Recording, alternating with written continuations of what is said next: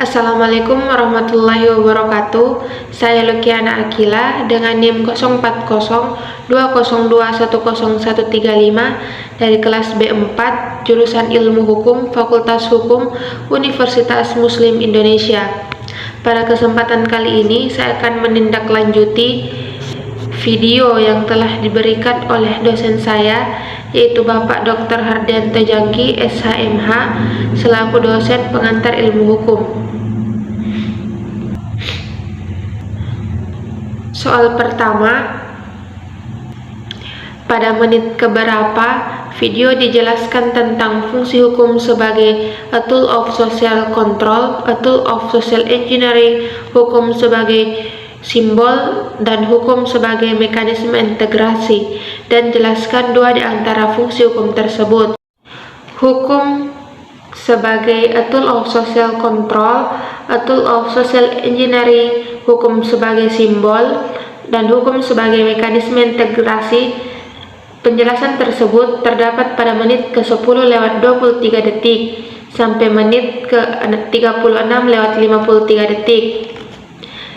Yang pertama yang akan saya jelaskan yaitu a tool of social control, yaitu alat kontrol sosial atau alat pengendalian sosial, merupakan pengendalian penetapan terhadap tingkah laku manusia yang dimana dianggap sebagai suatu bentuk penyimpangan terhadap aturan hukum yang dibarengi dengan sanksi. Di dalam fungsi hukum tentu memiliki faktor untuk bisa mewujudkan fungsi hukum tersebut. Di antaranya faktor hukum itu sendiri dan faktor pelaksana hukum. Faktor pelaksana hukum maksudnya orang-orang atau masyarakat yang hidup di lingkungan yang berlakunya hukum itu, dan masyarakat harus menaati hukum yang berlaku di lingkungan tersebut. Kedua, mengenai hukum sebagai mekanisme integrasi, merupakan salah satu fungsi hukum dalam rangka penyelenggaraan kepentingan-kepentingan yang ada di masyarakat, baik pada saat terjadinya konflik maupun ketika keadaan damai atau tidak terjadi konflik. Oleh karena itu, hukum harus hadir untuk memberikan sesuatu kenyamanan dan atau perlindungan, dan juga untuk menjadi alat dalam menyelesaikan masalah yang ada di masyarakat. Soal kedua, bagaimana implementasi a tool of social engineering yang dikemukakan oleh Roscoe Pound. Roscoe Pound mengemukakan yang pertama, mempelajari efek sosial yang nyata dari lembaga serta ajaran-ajaran hukum. Hukum itu harus mempelajari efek sosial yang ditimbulkan dalam mempelajari lembaga serta ajaran-ajaran hukum itu sendiri. Yang kedua, melakukan studi sosiologi dalam rangka mempersiapkan perundang-undangan. Yang ketiga, melakukan studi tentang bagaimana membuat peraturan perundang-undangan yang efektif. Yang keempat, memperhatikan sejarah hukum.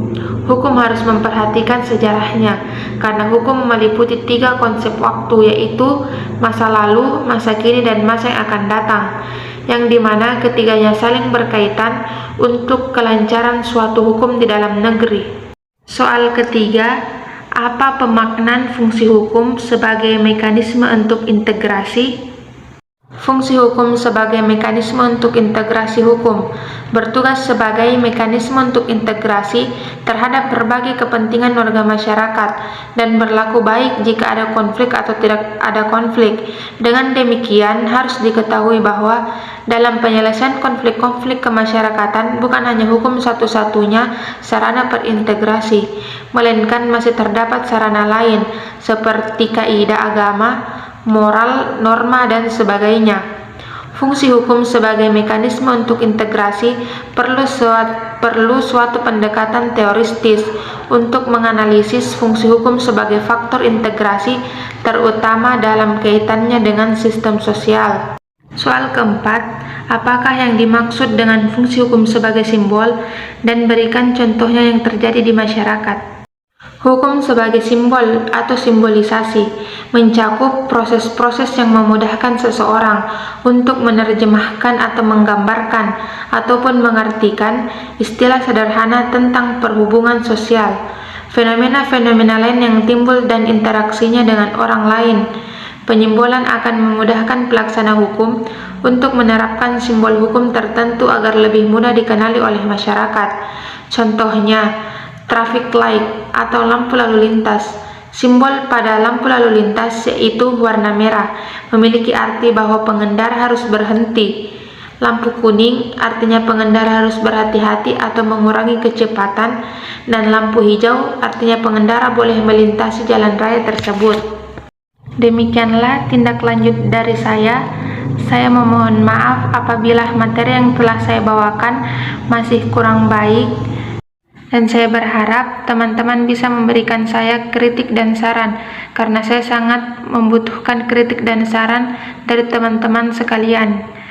Mungkin cukup dari saya. Syukron, jazakillahi khairan kasiron. Assalamualaikum warahmatullahi wabarakatuh.